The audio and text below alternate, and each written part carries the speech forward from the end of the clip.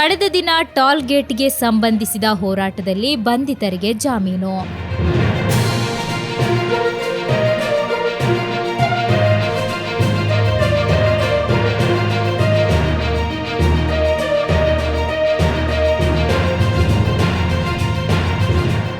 ಕಳೆದ ದಿನ ಟೋಲ್ ಗೇಟ್ಗೆ ಸಂಬಂಧಿಸಿದ ಹೋರಾಟದಲ್ಲಿ ಉಜಾರ್ನ ಫೈಜುಲ್ ಅಬ್ದುಲ್ ರಹಮಾನ್ ಹಾಗೂ ಮಂಜೇಶ್ವರ ವಾಮಂಜೂರ್ ಚೆಕ್ಪೋಸ್ಟ್ ಸಮೀಪದ ನಿವಾಸಿ ಟಿ ಅಬ್ದುಲ್ ನಾಸರ್ ಅವರನ್ನು ಕುಂಬಳೆ ಪೊಲೀಸರು ಬಂಧಿಸಿದ್ದರು. ಆದರೆ ಸಮರ ನಾಯಕ ಎಂಎಲ್ಎ ಸೇರಿದಂತೆ ಸುಬೈರ್, ಎಕೆ ಆರಿಫ್, ಅಶ್ರಫ್ ಕಾರ್ಲಾ ಮುಂತಾದವರು ವಕೀಲರೊಂದಿಗೆ ಬೆಳಗ್ಗಿನಿಂದ ನಡೆಸಿದ ಕಾನೂನು ಹೋರಾಟದ ಫಲವಾಗಿ ಆ ಇಬ್ಬರಿಗೆ ಜಾಮೀನು ಮಂಜೂರಾಗಿದೆ.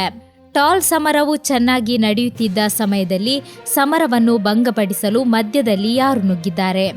ಕ್ಷೇತ್ರದ ಎಂಎಲ್ಎ ಎಕೆಎಂ ಅಶ್ರಫ್ ರವರು ಜನರಿಗೆ ನಿಷೇಧಾಜ್ಞೆ ಇದೆ, ಕಾರ್ಯಕರ್ತರಿಗೆ ಚದುರಿ ಹೋಗಲು ಹೇಳಿದರೂ ಅದನ್ನು ಕೇಳದೆ ಮುಂದುವರೆದಿದ್ದಾರೆ. ಇದು ನಾಡಿನ ಹಿತಕ್ಕಾಗಿ ಎಂಎಲ್ಎ ನಡೆಸುತ್ತಿರುವ ಸಮರವಾಗಿದೆ. ಇದನ್ನಾದರೂ ಈಗ ಜನರು ಅರ್ಥ ಮಾಡಿಕೊಳ್ಳಬೇಕು.